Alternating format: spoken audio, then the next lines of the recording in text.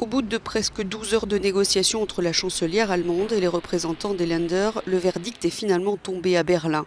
La plupart des magasins seront fermés, les offices religieux annulés le week-end de Pâques du 1er au 5 avril et les rassemblements, comme la restauration en plein air, seront interdits. La situation est grave, a déclaré Angela Merkel. Le nombre de cas augmente de manière exponentielle et les lits de soins intensifs se remplissent à nouveau. Pire, l'Allemagne est entrée dans une nouvelle pandémie en raison de la propagation des nouveaux variants. Nous avons un nouveau virus et il est beaucoup plus létal, beaucoup plus infectieux et contagieux pendant beaucoup plus longtemps, a-t-elle expliqué lors de son point presse.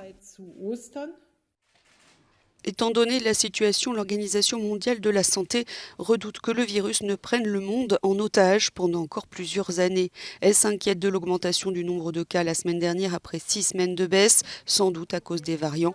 L'OMS est également très critique à l'égard de la politique d'accumulation des vaccins par les pays riches. Le fossé entre le nombre de vaccins administrés dans les pays riches et le nombre de vaccins administrés grâce à COVAX se creuse et devient chaque jour plus grotesque.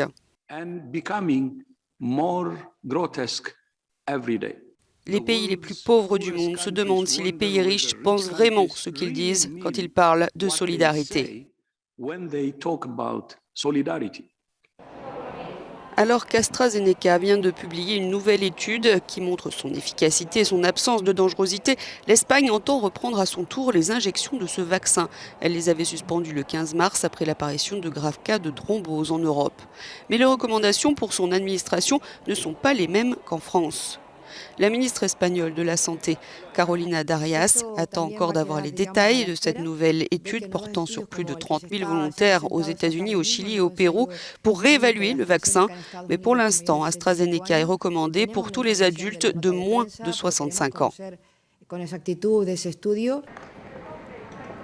Sur le plan des restrictions sanitaires, de nombreux Espagnols restent perplexes et s'indignent car les déplacements entre les régions sont interdits alors que les arrivées internationales par avion sont toujours autorisées.